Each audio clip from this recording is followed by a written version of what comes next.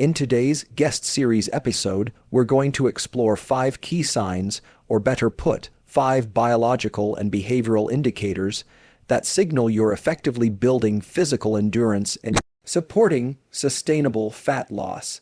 These are not random observations. They are grounded in neuroscience, exercise, physiology, and endocrinology. Let's begin by addressing a crucial point. Fat loss and endurance are deeply interconnected. They are not separate pursuits. In fact, the ability to use fat as fuel is a hallmark of both metabolic flexibility and endurance performance. One of the most reliable indicators that you're successfully building endurance and supporting fat metabolism is a decrease in your resting heart rate over time. This change doesn't happen overnight.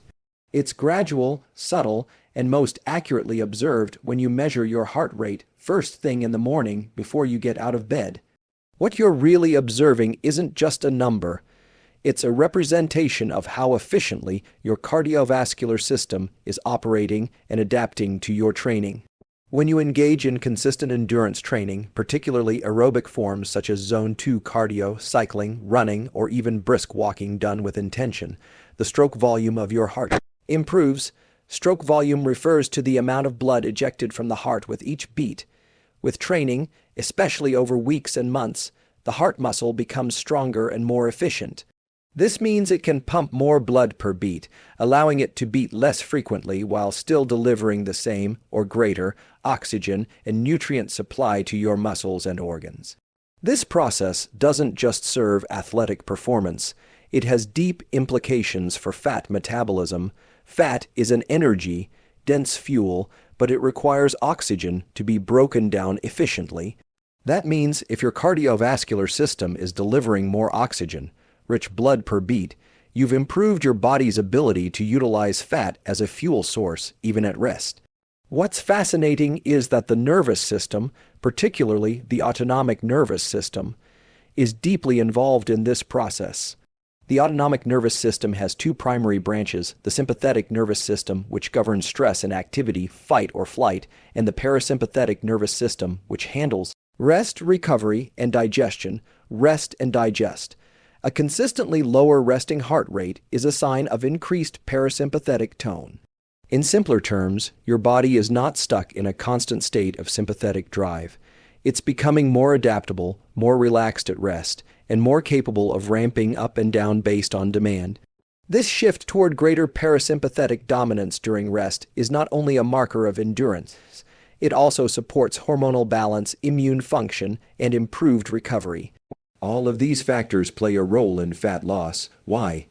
Because when your body is in a constant state of stress, whether due to poor sleep, overtraining, or lack of recovery, it becomes harder to mobilize fat stores. Stress elevates cortisol, which increases glucose production and reduces the body's reliance on fat as a primary fuel.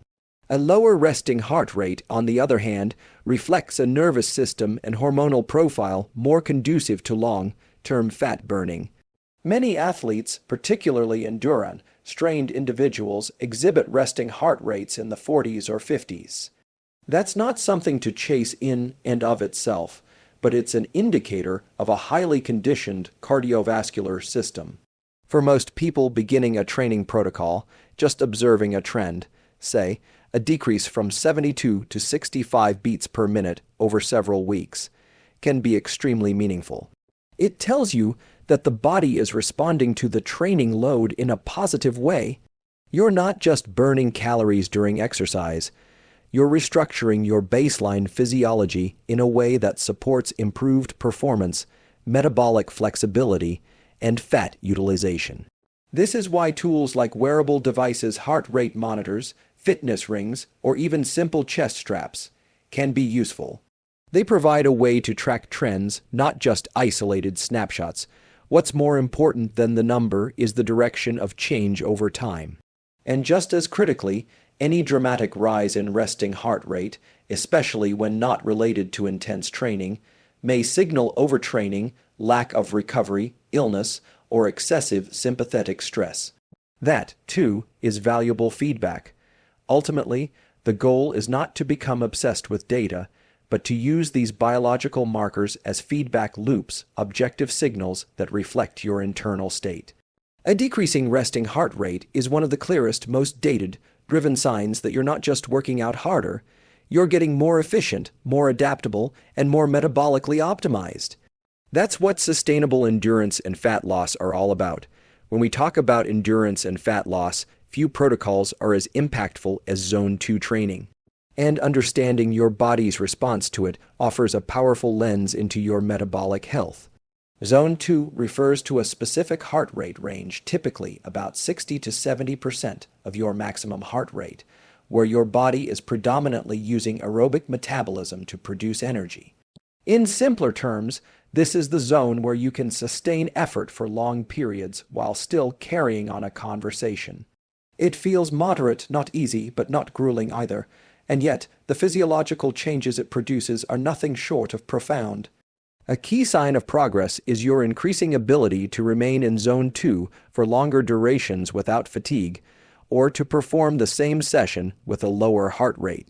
This change represents a fundamental improvement in mitochondrial efficiency and density. The mitochondria, as you may know, are the powerhouses of your cells. They take in nutrients and oxygen to create ATP, the energy currency your cells run on. The more mitochondria you have and the more efficient they are, the greater your endurance and fat burning capacity. But it's not just about energy output. Mitochondrial efficiency is closely tied to the body's ability to oxidize fat. Fat is metabolized within the mitochondria. If your mitochondria are sluggish, underdeveloped, or overwhelmed by reliance on glucose, your ability to burn fat is compromised. But with consistent Zone 2 training, you're teaching your body to preferentially use fat as its fuel source, especially during steady-state activity. This is critical not only for athletes, but for anyone looking to reduce body fat and improve long-term metabolic health.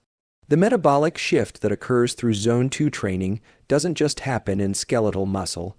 It involves a whole body recalibration.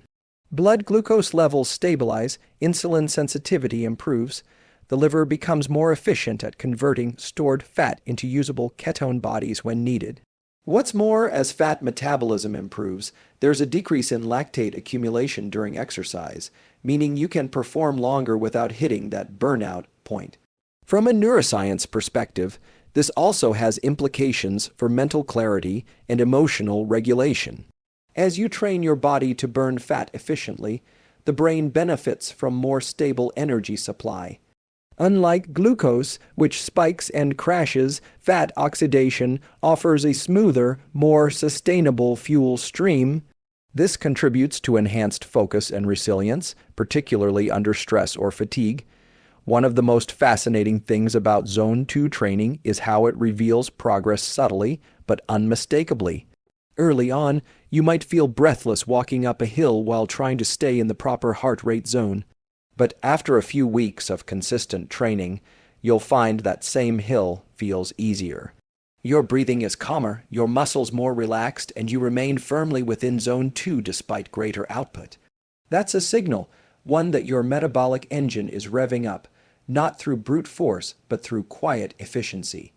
Now, it's important to note that endurance gains from Zone 2 don't come from high-intensity intervals or from pushing into exhaustion.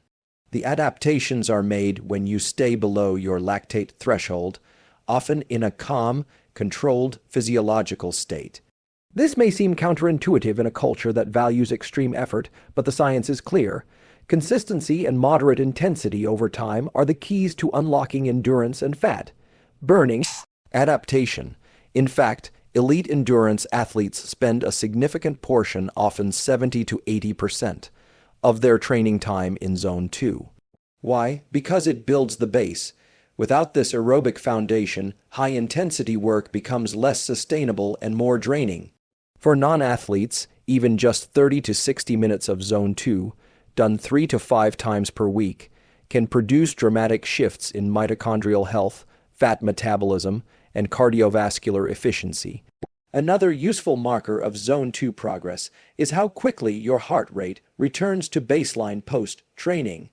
That rapid return to resting levels reflects not just cardiovascular health, but autonomic nervous system balance, showing that your body is recovering efficiently and adapting favorably.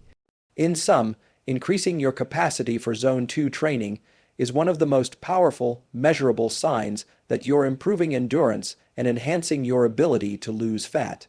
It's not about speed or sweat.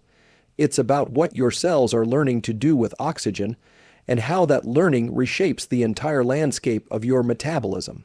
One of the most overlooked yet powerful signs that your endurance is increasing and your fat-burning mechanisms are improving is how quickly you recover between bouts of effort.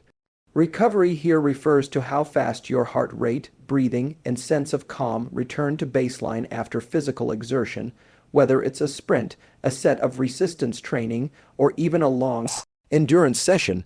It's not just about how hard you can push, it's about how well and how quickly your body can return to a state of physiological balance. The ability to recover rapidly is primarily governed by the autonomic nervous system, specifically the interplay between its two branches, the sympathetic nervous system, which mobilizes the body for action, and the parasympathetic nervous system, which promotes rest, digestion, and repair. After exercise, the quicker you can switch from sympathetic dominance, fight or flight, to parasympathetic activity, rest and recover, the more efficient and resilient your body becomes. In practical terms, when you notice that your heart rate drops more quickly after finishing a workout or during short rest periods between sets, it's a sign that your cardiovascular and nervous systems are becoming more adaptive. This responsiveness is critical not only for endurance performance, but also for fat oxidation. A body that can downshift into recovery mode quickly is one that's managing stress better, keeping cortisol in check, and preserving hormonal balance, all of which are essential for mobilizing and utilizing stored fat. There's a neurological component to this process as well. Your vagus nerve, the major conduit of parasympathetic activity, plays a critical role in regulating heart rate and breathing. Enhanced vagal tone, achieved through consistent endurance training, improves this parasympathetic activation. In essence, the more fit your vagus nerve becomes, the more quickly and efficiently your body can shift from exertion into recovery. And that's a physiological state where fat burning thrives. From a metabolic standpoint, faster recovery means your body is more efficient at clearing lactate, managing blood pH, and reallocating fuel stores. After a sprint, for example, lactate builds up in the blood. An endurance-trained individual with good mitochondrial function and cardiovascular efficiency will clear that lactate more rapidly, restoring cellular pH and energy availability faster than someone who's less conditioned. That translates to being ready for the next round of effort sooner and with less overall fatigue. There's also a critical hormonal interplay. During intense activity, stress hormones like adrenaline and cortisol rise. They are essential for peak performance, but prolonged elevation of these hormones impairs recovery, suppresses immunity, and blocks fat metabolism. When your recovery improves, you see a faster decline in these hormones post-exercise, indicating that your hormonal systems are recalibrating efficiently. That's a marker of resilience and an environment more favorable for burning stored fat. You'll also notice practical day-to-day signs: less soreness, lower perceived exertion during previously difficult workouts, and improved readiness the next day.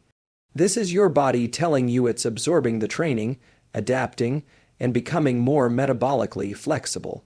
Even your mental clarity and mood post-exercise can reflect this: feeling alert yet calm, rather than drained or irritable signals a balanced autonomic rebound. In fact, one of the best metrics to track recovery progress is heart rate recovery, HRR, how many beats per minute your heart rate drops within the first 1 to 2 minutes after exercise stops. A higher HRR score, i.e., a steeper drop, has been strongly correlated in research with cardiovascular health, endurance capacity, and longevity. A change from, say, a 10 BPM drop to a 20 or 30 BPM drop in the same time frame is not just data, it's adaptation. It's important to emphasize that recovery speed isn't just genetically determined, It's trainable, and Zone 2 aerobic work, as discussed earlier, plays a major role in this training. So do deliberate recovery practices like deep nasal breathing, cold exposure, proper sleep, and active cool-downs. The more you signal the body that it's safe to recover, the more it will respond by accelerating those systems, and the better it will get at burning fat and preparing for the next challenge. In short, rapid recovery isn't just about feeling fresh. It's a tangible biological sign that your endurance, autonomic balance, and fat metabolism are improving in concert. It reflects a body that's not just working hard, but recovering intelligently and adapting deeply. When you're on the path to building physical endurance and reducing body fat, one of the most powerful yet often unnoticed signs of progress is the improvement in sleep quality and body temperature regulation. While these may seem unrelated to performance or fat loss at first glance, they are, in fact, tightly interwoven with the physiology that drives both. They reflect a deeper level of adaptation happening in the nervous system, metabolic processes, and cellular energy systems. Sleep is one of the most accurate mirrors of nervous system balance. As you develop your aerobic capacity and resilience through exercise, especially consistent, moderate, intensity efforts like Zone 2 cardio, your body begins to shift toward a more balanced state between the sympathetic and parasympathetic branches of the autonomic nervous system. During the day, the sympathetic system dominates to drive action and movement. But at night, the parasympathetic system must take over fully to allow deep, restorative sleep. As endurance improves, your body becomes better at toggling between these systems. That's one reason many people find that after several weeks of regular endurance training, they start falling asleep faster, staying asleep longer, and waking up feeling more refreshed. This shift is measurable. Sleep latency decreases, slow, wave sleep, deep sleep increases, and REM cycles stabilize. These are all critical for hormone balance, muscle recovery, cognitive function, and metabolic regulation. The reason this matters for fat loss is twofold. First, during deep sleep, the brain and body initiate a cascade of hormonal events that are key to recovery and fat metabolism. Growth hormone is secreted primarily during early sleep phases, supporting muscle repair and fat breakdown. Second, inadequate or poor quality sleep dysregulates ghrelin and leptin, the two primary hormones that control hunger and satiety. Without quality sleep, ghrelin increases stimulating appetite and leptin decreases dulling satiety, leading to increased cravings, particularly for sugar, high-fat foods. Over time, this undermines even the best diet and exercise protocols. But how does this tie into body temperature regulation? As your endurance and fat metabolism improve, your thermoregulatory system, the body's ability to manage internal temperature, also becomes more efficient. This is regulated by the preoptic area of the hypothalamus, a brain region responsible for maintaining core body temperature within a narrow, optimal range. When you train consistently, especially under varied environmental conditions, your body adapts by improving sweat rate, blood flow distribution, and heat dissipation. What's interesting is that temperature regulation is closely linked with sleep. In order to fall asleep, your core body temperature must drop slightly. This is a signal to the brain that it's time to initiate sleep. If your thermoregulation system is dysfunctional, say, because of poor conditioning, excessive stress, or metabolic inflexibility, you may experience restlessness, night sweats, or difficulty falling asleep. On the other hand, as endurance builds and your system becomes more efficient at cooling itself, you begin to experience more stable and predictable shifts in temperature that align with the body's natural sleep-wake rhythm, also known as the circadian rhythm. From a metabolic perspective, this is profound. Efficient thermoregulation supports mitochondrial function, the process of energy generation within your cells, and reflects how well your body is converting fuel into usable energy without excess heat or waste. The better this system works, the more energy you can produce from fat oxidation, and the less strain is placed on your cardiovascular and endocrine systems. Another interesting connection is the link between thermoregulation and brown adipose tissue BAT, a special type of fat that actually burns energy to generate heat. Cold exposure, aerobic training, and improved temperature regulation all stimulate BT activity, which enhances calorie expenditure and supports fat loss, particularly in stubborn areas like neck and torso.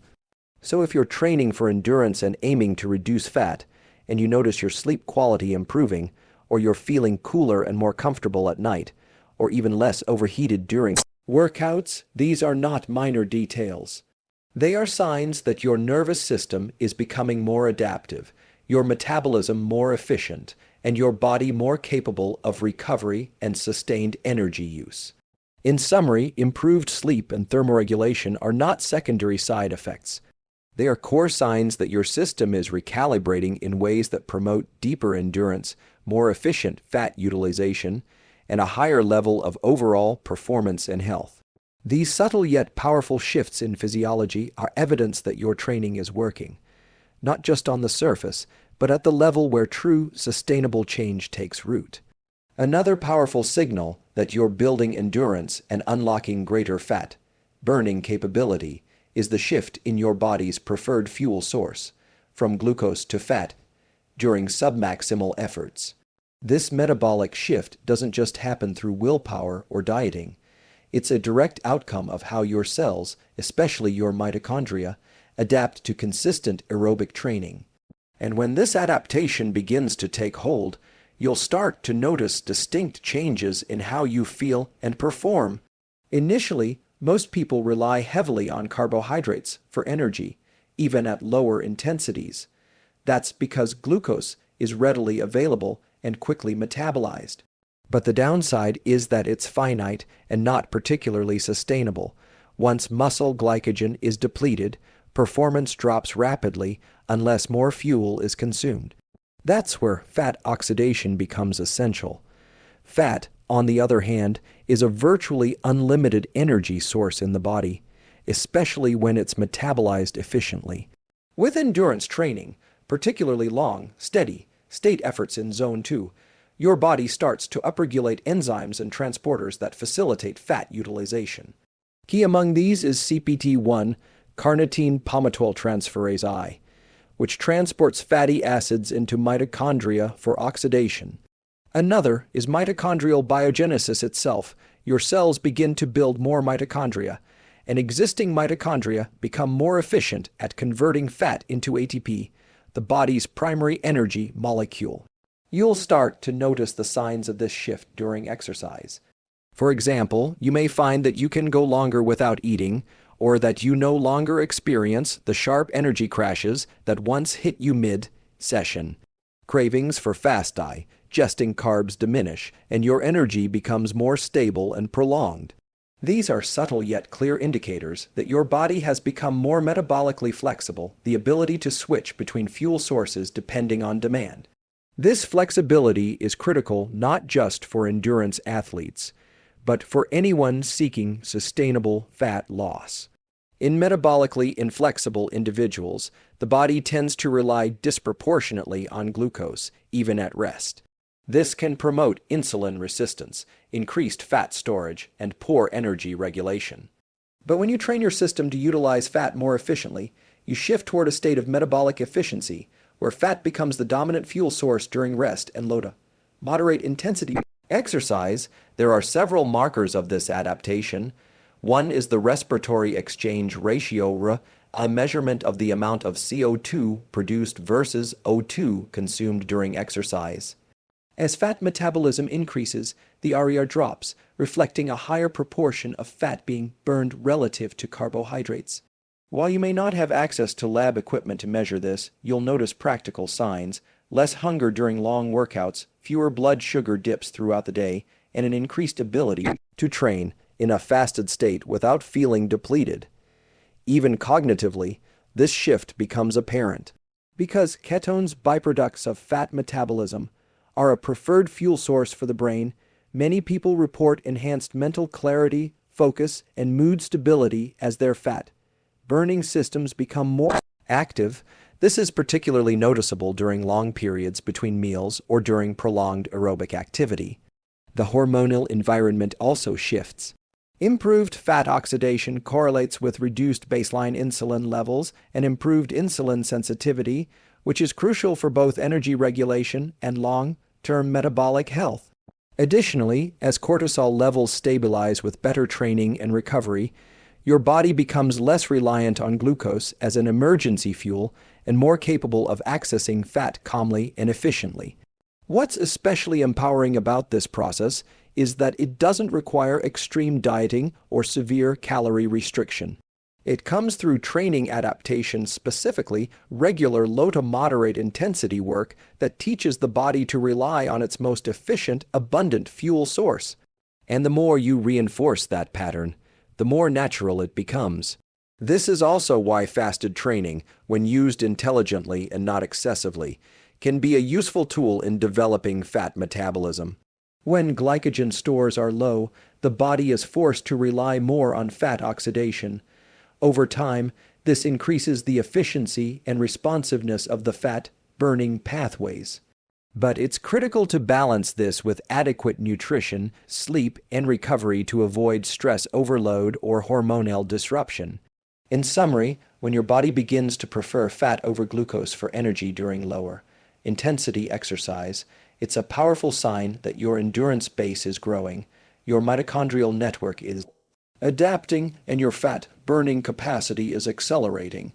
These aren't just internal shifts, they manifest as real-world advantages: greater stamina, more stable energy, improved body composition, and a deep sense of physiological control. It's not just that you're burning more fat, you've trained your body to prefer doing so. That's a profound form of metabolic freedom. One of the most meaningful signs that your endurance is building and your body is entering a fat-adaptive state is a noticeable reduction in perceived effort during physical activities that once felt strenuous. This shift, often referred to as a drop in rate of perceived exertion, RPE, signals a recalibration of your brain and body's interpretation of effort, strain, and energy output. It's not just a subjective experience. It reflects deep physiological and neurological changes that support sustainable performance and efficient fat metabolism. At the core of this phenomenon is your central nervous system's adaptation to exercise. Early in training, especially if you're deconditioned or returning after a break, the brain perceives even moderate activity as highly taxing. That's because the neuromuscular pathways are still inefficient, oxygen delivery to muscles is suboptimal, and your metabolism is heavily reliant on glucose, which burns quickly and generates fatigue-inducing byproducts like lactate. But over time, with repeated exposure to aerobic workloads, particularly those in Zone 2, you begin to build greater neuromuscular coordination, mitochondrial density, and cardiovascular output. Your heart becomes more efficient at pumping blood, your muscles extract and utilize oxygen more effectively, and your mitochondria expand their capacity to produce ATP using fat as a primary fuel source. As a result, your brain receives fewer stress signals from the body. The interoceptive system, which includes sensory inputs from the heart, lungs, and muscles, relays information about strain and effort to brain areas like the insula and anterior cingulate cortex. When the physiological burden is high, those signals trigger sensations of discomfort, prompting you to slow down or stop. But when your systems become more efficient, the signals reduce in intensity. The task becomes easier not because you're working less hard, but because your body is handling it better. This is not just a subjective illusion. Studies using functional MRI and electromyography show that trained individuals exhibit lower brain activation for the same physical tasks compared to untrained individuals. That is, their brains are literally working less to process the same input. It's a mark of adaptation. One of the clearest signs of this shift is when you begin to notice that a pace or duration that previously required significant mental effort becomes almost automatic. For example, a 30-minute jog that once left you breathless and sore becomes something you can do while listening to a podcast or even processing creative thoughts. That's a cognitive signal that your nervous system has recalibrated its effort baseline. The beauty of this shift is that it encourages greater training consistency. When workouts stop feeling like a battle and instead become something you look forward to, you're far more likely to maintain the habit long term. This consistency feeds into the fat loss equation, not just because you're burning calories, but because you're reinforcing the metabolic machinery that governs fat oxidation. Another element to consider is mental resilience and stress modulation. As endurance increases, your brain begins to perceive physical stress differently. Cortisol spikes become smaller and shorter lived. You gain better control over your breathing and heart rate. This improved regulation doesn't just enhance performance, it transfers over to daily life. You become calmer under pressure, more emotionally balanced, and more resistant to impulsive eating behaviors that sabotage fat loss. Importantly, a reduced sense of effort also reflects improvements in movement economy. That means your muscles are working more efficiently, with fewer compensations, less wasted energy, and greater biomechanical precision. This reduces injury risk and conserves energy, both essential for long-term progress. Many people mistakenly believe that fat loss and endurance building must come through suffering. But the truth is, as you become more conditioned, your body shifts into a state where exertion feels smoother, recovery is faster, and workouts become more enjoyable. These aren't just perks. They're signs of a system that is metabolically flexible and neurologically integrated. One way to track this is by periodically revisiting benchmark workouts. If a run, bike ride, or rowing session that once left you exhausted now feels easy, at the same pace and distance, that's a powerful indicator of endurance progress. Likewise, if your heart rate remains lower at a given pace and you recover faster afterward, your body is adapting exactly as it should. In the context of fat loss, this is critical. When RP drops and enjoyment rises, you train more often, recover better, and create a metabolic environment that favors fat as a fuel source rather than sugar. This isn't just about pushing harder, it's about becoming more efficient, less reactive to stress, and more in control of your physiology. Ultimately, a reduced perception of effort reflects a deeper integration of the systems that govern endurance, metabolism, and brain-body communication. It's a signal that you're not just getting fitter, you're becoming fundamentally more adaptive, resilient, and metabolically empowered.